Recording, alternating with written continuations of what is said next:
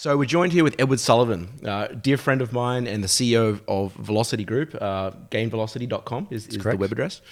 And I wanted to chat with Edward because he's dedicated his career to coaching people and to helping people achieve a level of performance that wasn't perhaps otherwise available to them. Mm-hmm. And in doing so, he's met weird and wonderful and extravagant people from all walks of life and has been able to help them discover something about themselves which takes them to the next level of the game. And so I'm super excited to have you here, Edward, because you're based in New York now. We met in the Bay Area, and it's sometimes like we're ships in the night. It just seems like it's so difficult to catch up. And we had this serendipitous moment. I'm staying at a friend's house in LA, and I'm sitting here working away, and I hear this voice downstairs. I'm like, gee, that sounds like Edward, but it can't be Edward because Edward's in New York. And here we are. And then I'm gonna take my headphones off. Yeah. And so then I went down, and there's this friendly face, and I said, I don't know if you've got an hour or two, but can we punch out a quick podcast? And he was very gracious to say yes. So I'm so happy to be here. It's awesome to have you on the show, brother. Thank you, brother. Thank you Good very seeing much. you. So, for all the people out there, we talk about culture. We talk about the art and science of culture. That's the name of the podcast. Mm-hmm. And, part of the art and science is looking at, there is the doing and the knowing and all the strategy and the structure and the process in life. But then there's also this artistic side, which is our feeling, mm-hmm. And how we feel about things. The experience of life is often how we feel about it, and not just in what we did. And so, I'd love to sort of learn a bit more about your journey. I mean, I know a little bit, but for all the listeners and viewers out there, what brought you to this point? I mean, you've had a long career in coaching. Why? Why did you choose that? It's funny. I tell people that coaching chose me. And in a sense, I was drafted into coaching. I began my career in politics. I was a political consultant for 5 years, traveled around the world with a gentleman named James Carville, the Raging Cajun. People know him as this amazing guy who worked with the Clintons, and then he went on to do international politics. And he one day tapped me and said, "Hey, would you join me on some of these campaigns?" And I was in Honduras, I was in West Africa, Eastern Europe. And I was working with these men. Unfortunately, they were all men, but they were all running for president around the world. And they were looking to us for polling, for strategy, for speech writing. And then they would say, "Hey, can we just talk?" And we'd go into the back room and sit down, and they would tell me about the challenges of leadership, the challenges of running the campaign, the challenges of decision making. And I realized that I was coaching them. Mm. So one day in business school, I was telling the story. I was like, war stories of Honduras and Bolivia. And a woman reached across the table, one of my classmates, and she said, "Would you be my coach?" Wow. And I was kind of like, well, I'm not really a coach. I'm here in business school with you. I'm going to go start a company. I'm going to be one of the champions of Silicon Valley. And she said, no, I really think that you'd be a great coach, and I want you to work with me. So that was my first foray into officially getting into coaching. And that was about 5 years ago. And now I have just kind of let it ride. And awesome. Now running Velocity Group with a couple partners. One of our good friends, Ben, is a partner. My friend John Baird was for 25 years the lead coach at Apple. So we came together and formed Velocity Group. Now we have 15 coaches. We're in LA, San Francisco, New York, London. And it's amazing because it's something I never thought I would do. And it's also, I can't imagine doing anything else. Yeah, right. It's interesting. I've done some coaching before as well, and I didn't have obviously the same pathway you did, mm-hmm. but it was that similar sort of discovery of, someone just asking me to coach them, and I was like, I never really thought about it. Right. I mean, I guess, one of the things that I've struggled with, and in our friendship, I know that you're very consciously aware as well. It's, in the coaching of someone, you're really sort of, you're really taking them on board. You're really creating and holding space for them. And there's a sense of responsibility with that. Mm-hmm. And I'm curious as to know, as you sort of have moved through this journey of that initial inquiry to where you are today, how do you be aware of that responsibility with other people? I mean, they're sharing some very vulnerable, some real things, and things mm-hmm. that people are offering themselves in their rawest form. Sure. And with that comes, not only the science and the skill and the mastery and the knowing, but then there's the art of coaching mm-hmm. as well. So I'd love to hear more about just your journey with that shift from going through the process of coaching into now being a coach. Yeah. Well, There are some modalities for coaching, right? There are some strategies you can use. You can go and get a certification in any one of a dozen different coaching schools, and they will give you like the way to coach, right? We think about it this way. We ask these questions. We use these tools, and that's all very important. It's important to have a roadmap, but the most important thing in coaching is what they call dancing in the moment. It's just being very present and very aware of like micro changes in emotion. It's being able to read between the lines. It's knowing when to call bullshit, right?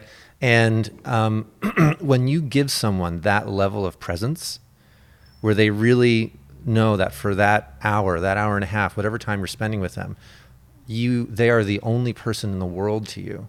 That's like the greatest gift you can give anyone. And when you give them that level of presence, the walls just seem to come down. Yeah, right. Right? Yeah. So it's instead of like, what tool am I bringing out of the toolbox? It's how am I showing up? And when coaching has trained me actually. Yeah. I used to be like that distracted guy having a conversation with my friend, like looking over my shoulder, like who else is here? And like through 5 years of coaching, I just like really drop in a way that's new to me. Yeah. And I can see the barriers drop with people I'm working with. Yeah, that's beautiful. I discovered some stuff along the way is in a similar format like that. I discovered the sort of, when you share yourself first, without sort of, and so it was this interesting relationship where you people stop occurring to you as someone to fix, or there's something broken. I think that there's this sort of way we design our society, which is, it's good to be a problem solver, right? But the problem is when you're a problem solver, everything's a problem. Everyone's a problem, and there's always a problem. Where's your problem? And I'm a problem solver. And there's sort of an ego mind around that. And so it's beautiful to hear that, because, I'm sure you've met a lot of coaches. I've met a lot of coaches who you sometimes question, like, what would they be like as a coach? And that's not because their intention in the heart's not in the right place, but it's because they're not able to listen for, and they're not able to create and hold that space for others, and it's about inserting themselves into that space. Yeah. So some people get into coaching because someone told them once that they give good advice. Yeah, right. And then they go around saying, I'm going to give advice to everyone. So the coach becomes an advice giver. Yeah.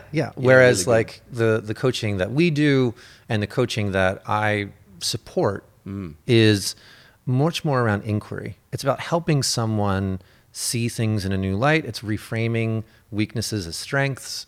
It's oftentimes helping people see what maybe was like the hardest story in their entire life. This one story they've been going back to and framing in a negative way. My father died when I was 8, so I've never had a male figure in my life. Well, for many people, when their father dies at a young age, they have to step up sooner and become a man or become the woman of the house. And it's actually, if you can reframe it, an incredible gift. Right? Totally. Yeah. Totally. Yeah. It's one of those things I always find that there's, you ask an orphan what's it like growing up with no parents. It's like, well, they don't know. If you ask somebody who's never had $1 million, what would you do with $1 million? It's sort of this conceptual thing. And so all we have to refer to is what we already know. Yeah. And so what I'm hearing in that is you're offering people a new access to trying on something new. To go, okay, well, yeah, that's one way of looking at it, but what's another perspective of that same situation? Yeah. I was turned on to that whole area of inquiry, like that idea that you can take the hardest, you can take your weaknesses and turn them into strengths, by a professor of mine. Right. So long before I got into coaching, I was in graduate school and I was doing this leadership course. I have 2 graduate degrees, so this is 5 years before the MBA. Anyway, and my professor helped me understand that my gift, in many ways, is my ability to empathize, my ability to sense like micro changes in emotions in people, and that gift actually came from growing up in a difficult home. Yeah. Right? Growing up in a really difficult home where you never knew what was going to happen. You had to sometimes protect yourself from abusive behavior or a disruptive environment. You become really smart as a young kid. Be like, something's about to blow and I'm going to go hide. Right? I totally get that. Okay. Yeah. And that is something that I had always thought of with great shame. My history growing up in that home was the shameful story I never wanted to share with anyone.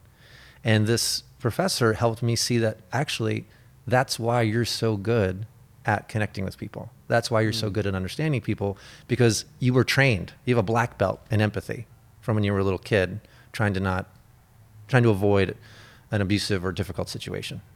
Yeah, right? that's beautiful. And to reframe that, and now, oh my gosh, as a man, I can think of that as, in some ways, oddly, a gift, a perverse gift, but it has set me up to be able to work with people in a way that maybe I couldn't if I had grown up in a different situation, if I didn't develop that skill. So what was your experience of life like after that conversation with your professor? I mean, at that point, right, it was a source of shame and embarrassment. Yeah. And yet with one conversation and a simple reframe, how did that shift your perspective and your experience of life? It took a couple years for that to really land. Okay. Because he actually mentioned that in public in class. Got it. He outed me. Okay. As a child, he outed me as the child of an alcoholic in class. Yeah, right. And it was like, first, it like really hit. Yeah. And people were like, oh my gosh, are you okay? Oh, that was so fucked up. I can't believe he said that. I had no idea, all this stuff. So at first it was a shame response. And then over time, it kind of simmered and it marinated. And I started, actually, he's right. Like, I do sense things about people and connect with people in ways that other people don't. And, in coaching, we say that there's the zone of excellence in terms of things that you're good at. I'm a really good political consultant. People would pay me to run their campaign. But there's something beyond that called the zone of genius. And my zone of genius is connecting and listening and helping people reframe. And the zone of genius is often that thing that you do that you never really occurred to you that anyone would pay you to do it, because it feels so effortless. It doesn't feel like work. Yeah. But to other people, they're like, oh my God, how do you do that? So he helped me begin tuning into really what my zone of genius was, because I thought I needed to be the smartest guy in the room. I thought I needed to be like this great strategist. I needed to do X, Y, Z. And I realized that like the world was asking me to work with them in this way, and I was drafted into coaching, and then other people asked me, and suddenly it became a calling. It's more than a career. It feels like a calling. Yeah, that's really beautiful. Yeah, it's interesting. I think that there's, I'm sure you experience this in your coaching. There's a lot of people who have that same sort of, maybe not the same upbringing or same experience, but have their own sort of identity that they're trying to hide away, which they may not realize is their superpower.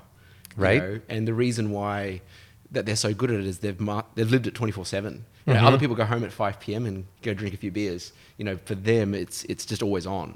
And so there's always going to be some more mastery, particularly of a lifetime of it and being in the continual practice of it. Yeah, absolutely. That's really, really awesome. Thank you for sharing. Yeah. I think that, what I love about that story is, one of the things that I've experienced, at least a lot of my career, is the sort of the separation of, there's this like the professional self and then there's the personal self.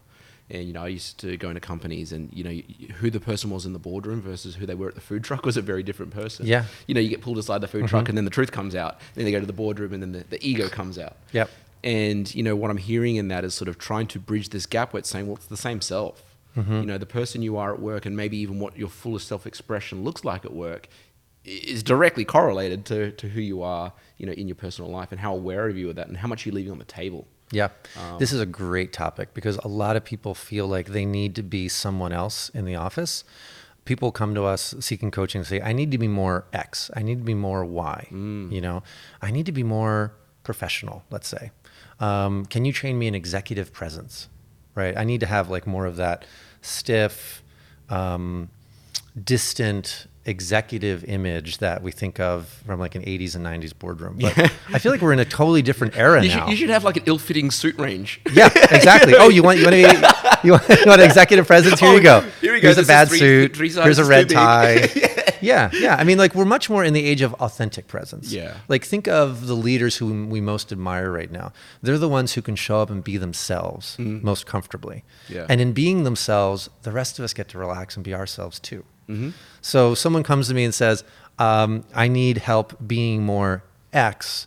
My response is normally, how can you simply be more yourself in a way that's authentic and comfortable and allow your followers or the people you're working with to be naturally drawn to you by your natural gifts. It's a pull versus push method, right? It's totally a pull versus push, yeah. Yeah, that's really, really cool. Yeah.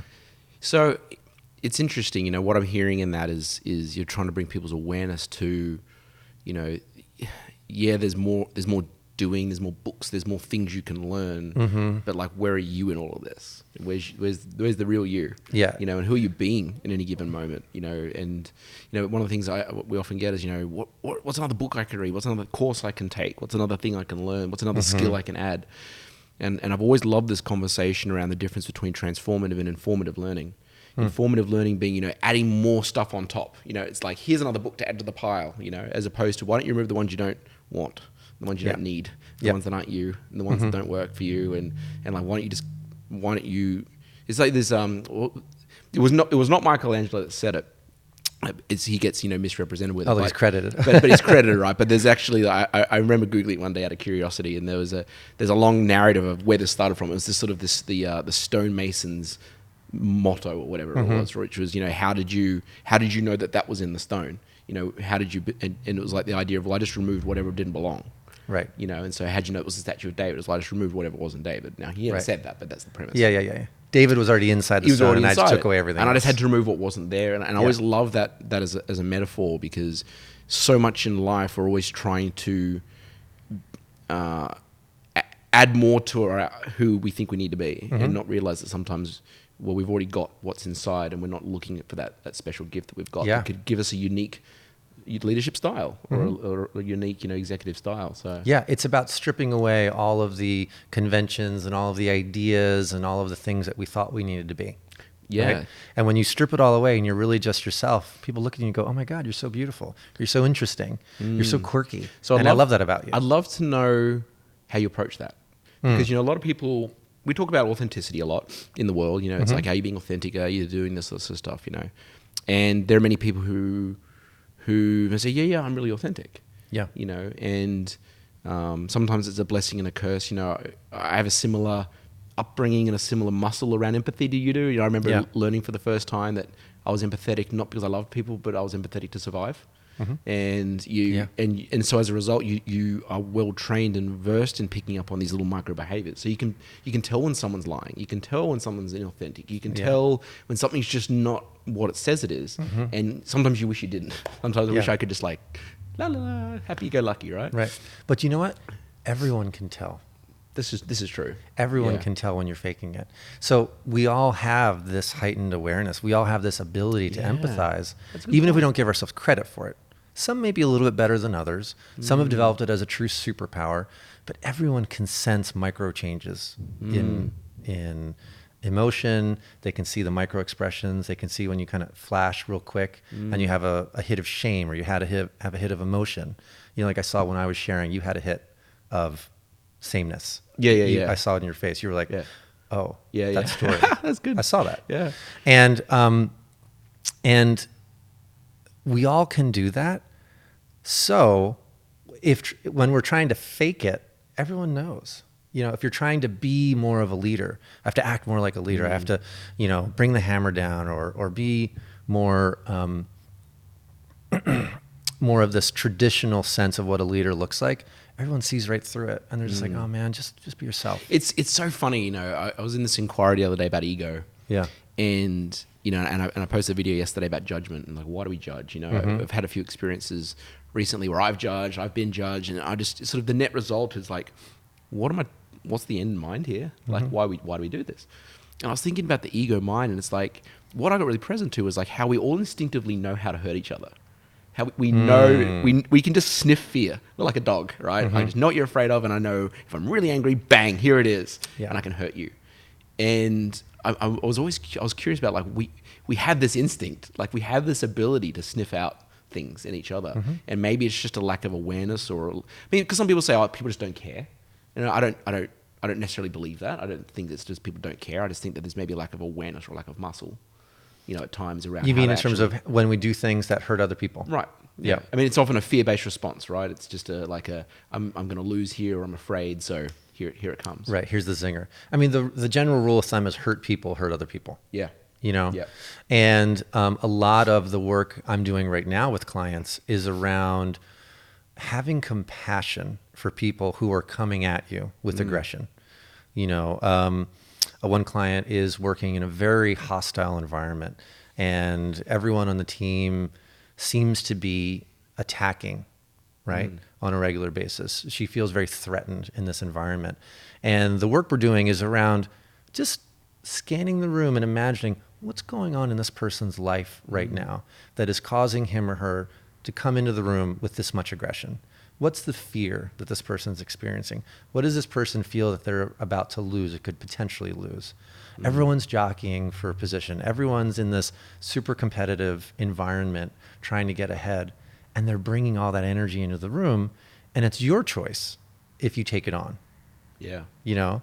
Yeah. Instead of taking it on, you could choose curiosity, and you could say, what is really going on for this person? For you to behave like that towards me, or behave like that towards all of us, something must be going on with you. And I'm going to have compassion for you.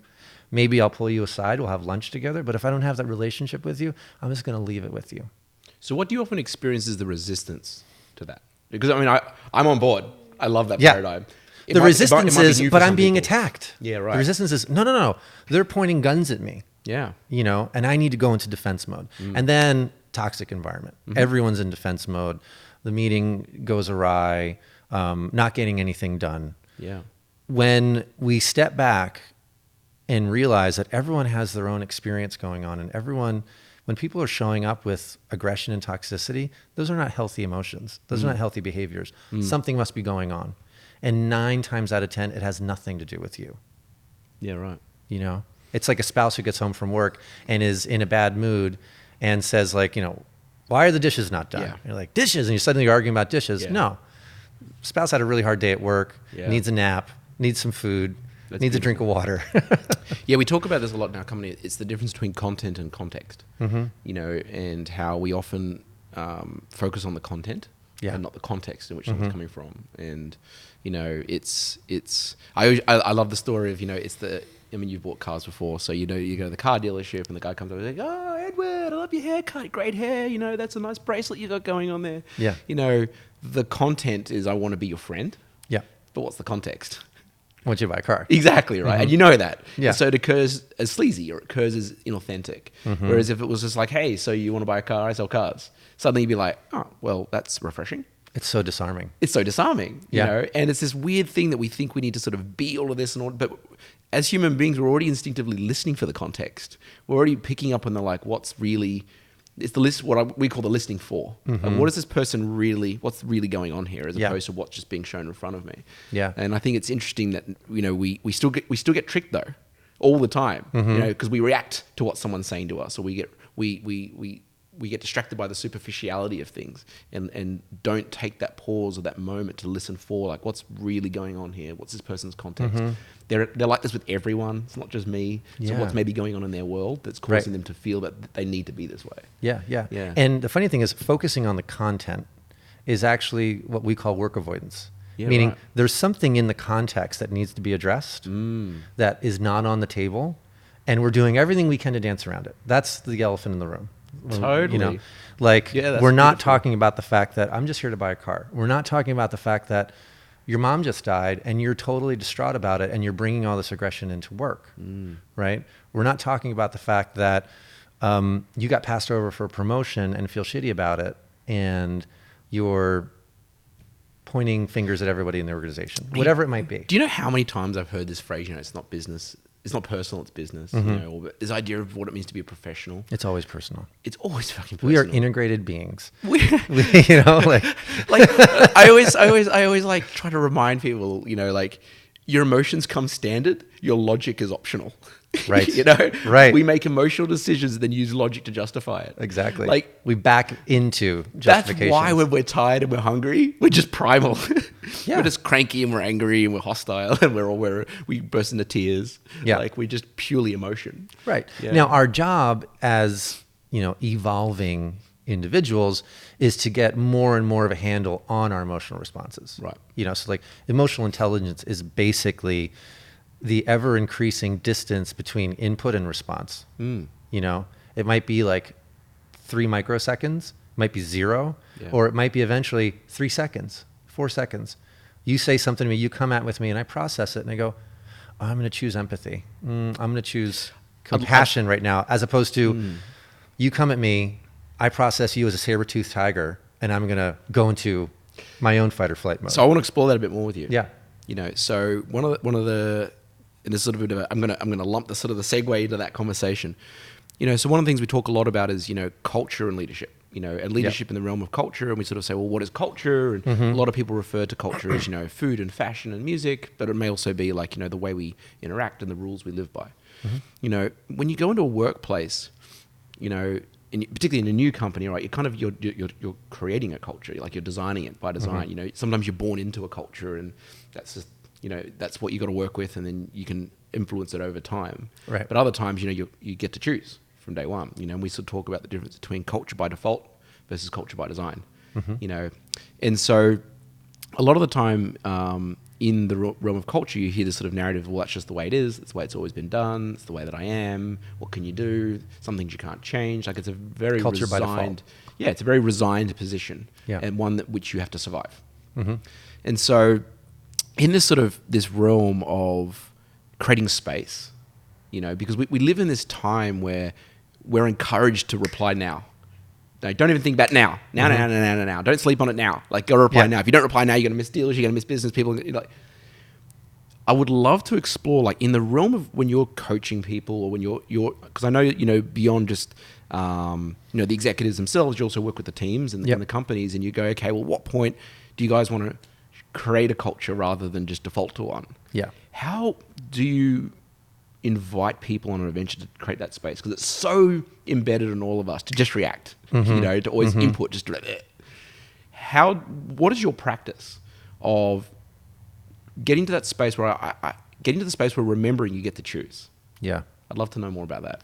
So a lot of we work with founding teams often. So we'll work with companies from 4 people in a garage to 400 people, you know? So it's startups, it's founders, it's companies that have very defined and purposeful cultures. It's companies that have just let culture evolve, and they get to 50, 60 people, and they say, oh, wait a minute, something's amiss here. So the conversation that we have is we often use role models of other companies, great companies out there that have been very, very purposeful about culture, and that cultural fabric was pivotal to their success. My co-founder, John, did a lot of work with Marketo in the early days. Oh, yeah. And Phil Fernandez, the CEO and founder of Marketo, was very, very purposeful from day one on creating a specific kind of culture.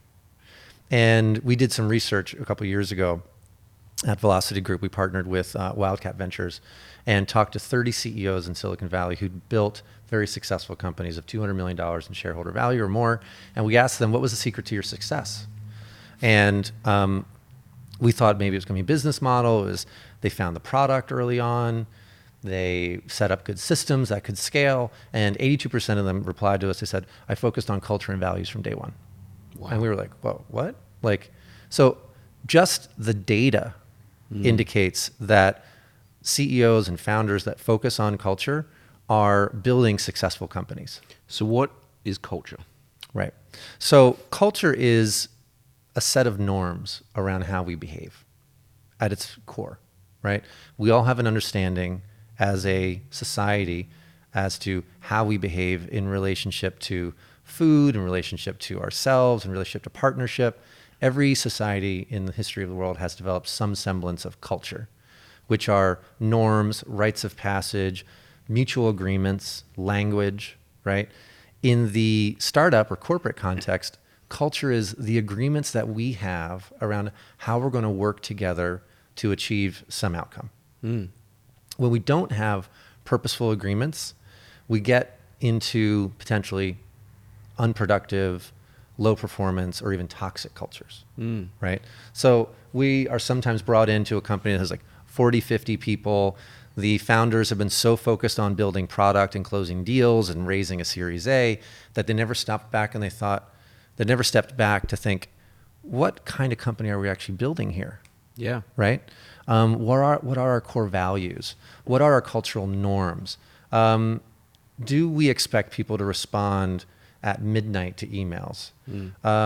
Do we expect people to have a work-life balance, or this is a churn and burn kind of culture, right? Should people be sleeping under their desks, or should they be going home at 6 p.m.? Do we trust people to take vacation when they need, rather than limit their vacation to a week or 2 weeks a year? And the questions around culture are really, who do we need to be to attract the right talent, to build the company into this vision we have for where we're going? And if we're not getting really purposeful about culture, the culture will build itself. A company that has 40 people, raises $50 million, $30 million, they have to scale to 100 in the next 18 months.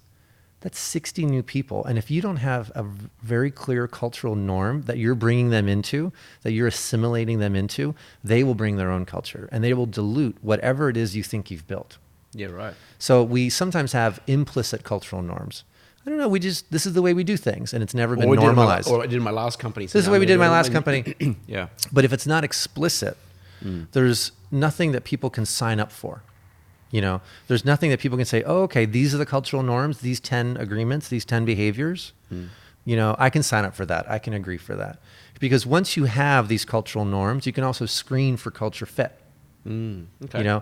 We hire for skills, we fire for fit. So we often bring people into the company because they have the right skills, they have the resume, they have the pedigree, they went to Stanford, whatever. And then they come in and we're like, oh my God, this is totally not the right fit. This person is X and we're Y. This person wants to go home at 4:30 every day. Well, we're in a fast-paced startup environment. We need to work a little bit longer than that. Or this person expects everyone on their team to work 24 hours a day. We want our people to have a little bit more work-life balance. You have to screen for those cultural norms, even in the hiring process. So I'd love to talk with you on that as a bit of a deep dive on fit. So, we talk a lot about cultural fit. And one of the things that, Edward and I met in the Bay Area, and, obviously the Silicon Valley and all the tech companies, that sort of stuff. And so, there's a lot of emphasis on, efficiency, and the companies do have a very strong culture. And there's a strong culture in Silicon Valley in its own right, sort of like work till you die, because, you're changing the world type stuff, and then there are companies there who, have all kind of variations in between, some with more work-life balance. Some of the challenges that I know a lot of companies have been under fire for has been, a lack of diversity, or a lot of sameness, or a lot of monoculture, a lot of lots of people who all look the same, who all name the same, who all dress the same, who all act the same, and thinking this is great, we have a great culture, And then on the other side of it, you go, well, but culture is also diversity. It's also difference. When we think about fashion and music and food, we go out because there's fusion and there's different types of things and new things come together and it creates these interesting things. Yeah. So one of the questions I've always had, is do people fit into a culture? Do culture fit into people? When we're thinking about building a company, it's what is the culture? Because sometimes the culture can become, well, that's just the way it is. And you got to fit it within those walls. And then there's other times where it's I'm sure you've dated people, I've dated people who are not conventionally who we normally would have gone for. And it's opened our whole mind and eyes and hearts to something completely new. Yep. How do you navigate that territory as a company when, okay, we want to design a culture, maybe there are some of these values around, just where we're at right now, and therefore the kind of work ethic we need, or the kind of things that, we stand for as far as, the way we communicate or whatever it might be. And at the same time, also honor this, well, there's also new ways to discover things. There's new ways of being. And just because, I want to... So a lot of people, for instance, they will, the age-old saying that they'll date their mum or dad. Yeah. And they'll design their house the way that their house was, and they'll go buy the same coffee and tea as their parents. We are creatures of habit. Creatures of habit. And so when we sort of say, no, I'm designing a culture, by design, are we just replicating what we've always known, which could be limiting, which could be limited. Yeah. And you can end up with a homogenous culture. Right. You can end up with a culture that is not creative, isn't based in problem solving. Right. And now there's something important to point out here is there's a difference between having cultural norms and having racial or background homogeneity. Pardon me. Right. All the research indicates that diverse organizations raise more money, achieve better outcomes, achieve ultimately higher valuations. and have better results, right? We do want diversity. We want people from different backgrounds, different races, different genders, so that we have this wide array of ideas at the table and wide array of creative inspiration at the table. But we can still have some norms around how we do our work, how we resolve conflict, how we surface problems, how we have difficult conversations, right? So the culture is a little bit more around the how than the what. Yeah. We want very diverse individuals from their background. If you only hire people who are CS degrees from Stanford, you're basically hiring a little army of cookie cutter people who are all thinking the same way, solving problems the same way. Yeah. They even had the same professors. Yeah. Right.